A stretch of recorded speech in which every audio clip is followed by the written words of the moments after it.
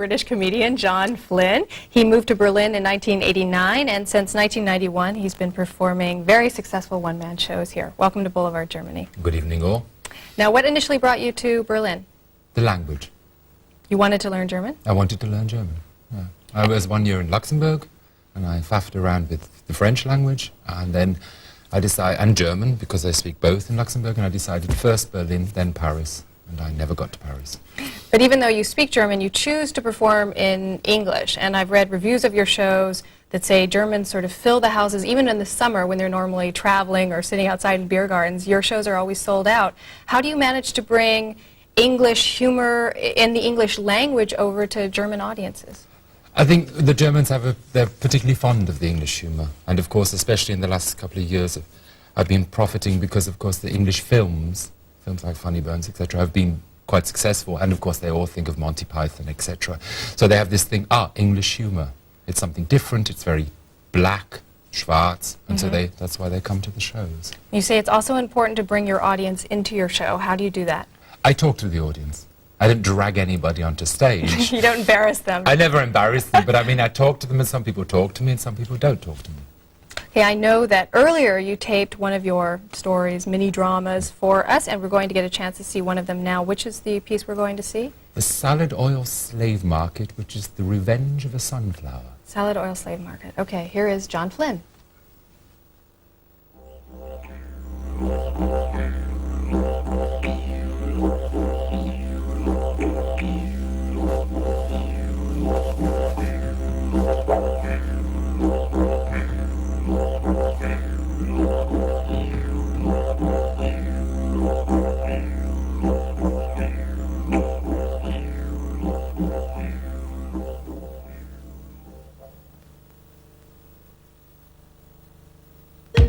I'm a zappy sunflower bursting with the seeds, growing up unhappily in an empty field. For as much as I try to be jolly, I'm near to dying, golly, as my delicate life depends on a nice farmer's wife. My friends, you see, have gone, sold on the slave market run. Probably now squashed to a pulp, so please don't greedily gloat as your crunchy salads glisten and gleam. 'Cause mixed with vinegar ain't my dream. We used to be many every year until the farmer got his tractor. Rum, he's fed with glee, killing him and it's my family. My friends were all mown aside, leaving me lonesome in the countryside. Still I try to be undisturbed as my dainty yellow petals curl. And then, as I take a nap, I hear the thud of that farmer's rat. Oh no, the monster's coming for me. It won't let me go peacefully.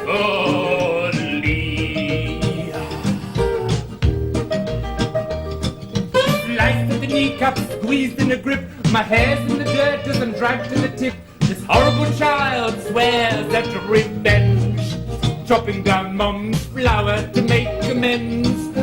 Then in a rush I'm thrown upside down, landing in muck on a compass mound. Oh, how my face has swelled into a rush. Oh, proving that children are meaningless. And size, well, it just doesn't equate cleverness. Oh no, because that child forgot about my invincible flower power. Flower power. Next year, this child will be stung by mosquitoes. Tee-hee, tee-hee, oh, and I will smile in glee, smile in glee. Tee-hee, tee-hee. We're back now with Jon Flynn. Now, your costumes are quite elaborate. I think you said this one was a Baroque sort of Shopping. window coat, shopping. Yeah. Are they also elaborate, all your They costumes? are all fairly elaborate. I've got over 40 odd hats, 80 pairs of gloves, and 120 costumes. So as during well. a show, you must spend a lot of time changing. Well, each number has a different costume. So each show I wear 14 costumes. What happens in between the changes of the Well, audience? I talk to the audience. Oh, while you're changing Yeah. on stage. Okay. And what happens when something goes wrong? I mean, you use, complex outfits, you have complex lighting, you choose your music very carefully. Have you ever had any disaster on stage? Minor disasters. Nothing, The biggest disaster I ever had was when I performed Edith Sitwell's Facade. And unfortunately, I forgot the words. And I made the word withering last 1 minute. And that was very, very difficult because there was a live orchestra and And did the audience pick up on what was going on? They didn't or- catch on at all. Because was all a Edith joke. Sitwell writes a load of nonsense anyway, so it was all perfectly okay. Now, you've been compared to Hans Albers, to Oscar Wilde, to Charlie Chaplin, to David Bowie. David Bowie. David Bowie, of course, was one of my major influences. Really? Yeah. Well, who would you like to be compared to? Is there one person who really inspires you? It's a bit different, but Lindsay Kemp, which nobody's picked up on here. Lindsay, I don't know who that Lindsay is. Kemp is an English dancer who actually taught David Bowie and Kate Bush, mime, so ballet dancer. Now, you also use in your humor, you use a lot of dark humor, Mm-hmm. sort of black comedy. Do people always laugh, or do they cry also? In A your mixture of the shows? two. I mean, I believe that our existence is a tragicomic existence anyway. So I like to see... I mean, people always laugh when somebody falls over. Have you ever found something that was too dark, where people said, no, that goes too far? No, then it's a serious piece. I do also do serious pieces as well. And all your shows are completely newly written, is that right? You don't recycle old skits that were particularly successful and use them again? Oh, sometimes I carry one or two over because they were so popular. But I mean, I've never repeated a show. Every show I've done has been different. And how do you get then the inspiration for a new idea? This year alone, I've written 40 new pieces. I just keep on writing, and as long as the juice is flowing, then carry it on. And one day Seems to I'll work. stop, and the ink will be dry. And Okay, well, we know at least of one idea that made it into your show, and we're going to see this mini drama that you taped for us earlier. This is the second piece, and which one is this? Is this the one with the spider? it's called the Bathroom Brawl, and the people will see it's about somebody who doesn't like a bathtub. Okay, once again, here is Jon Flynn.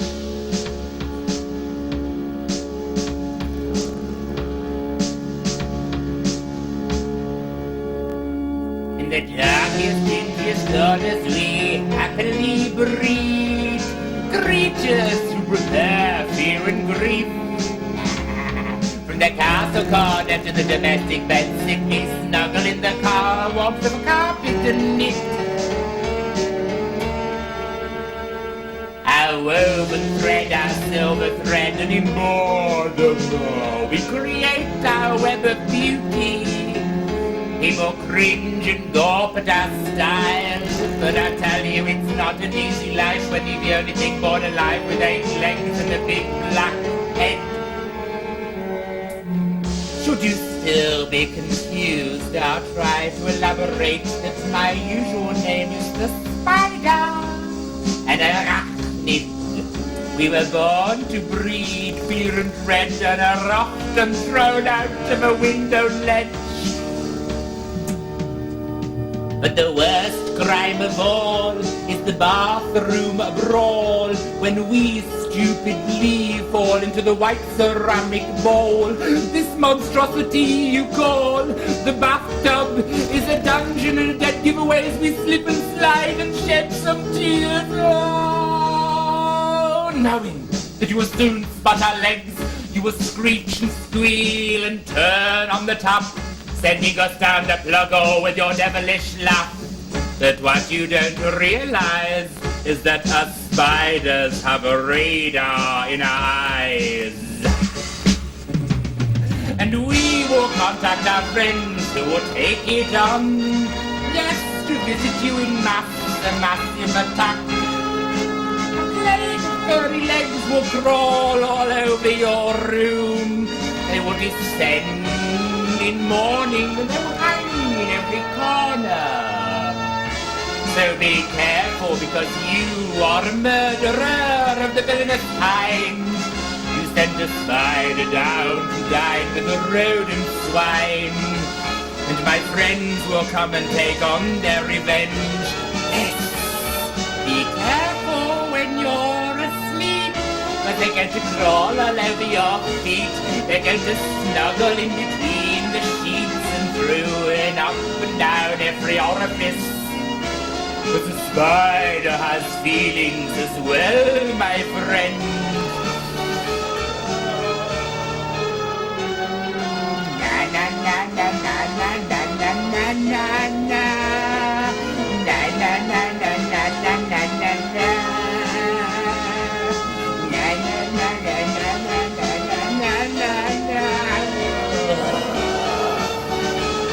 The worst crime of all is the bathroom brawl. But I know that you are out disco dancing tonight. And take care when you come home, because I'm waiting for you. I'm waiting behind the door.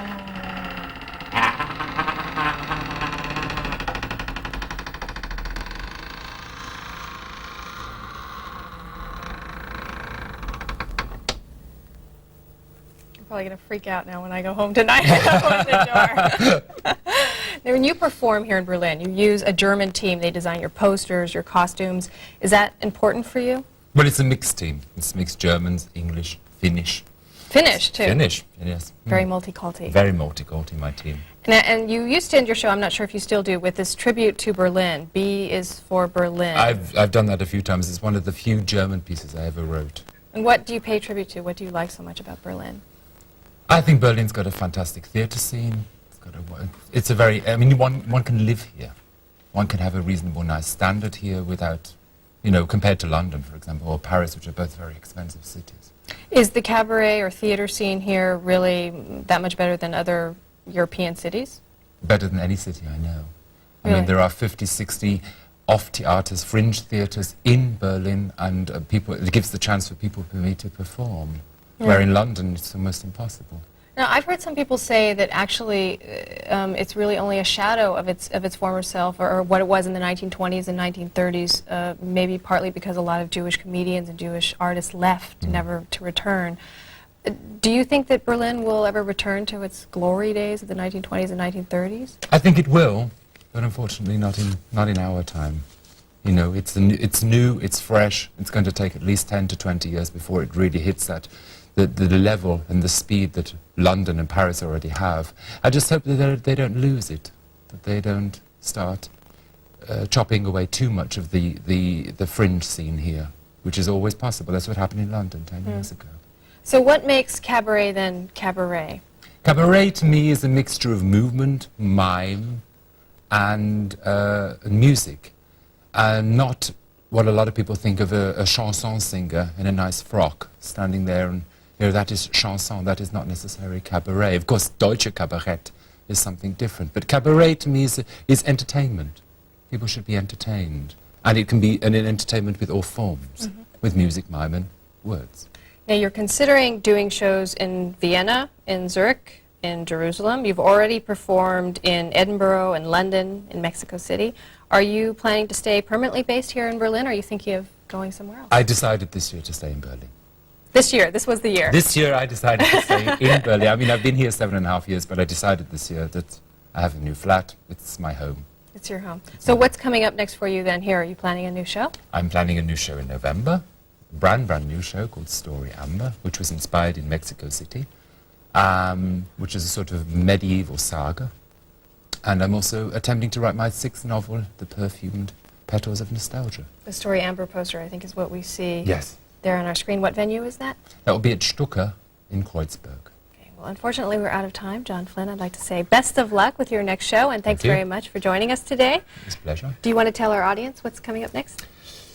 Ladies and gentlemen, the fine Patricia will read you the weather report. Wow.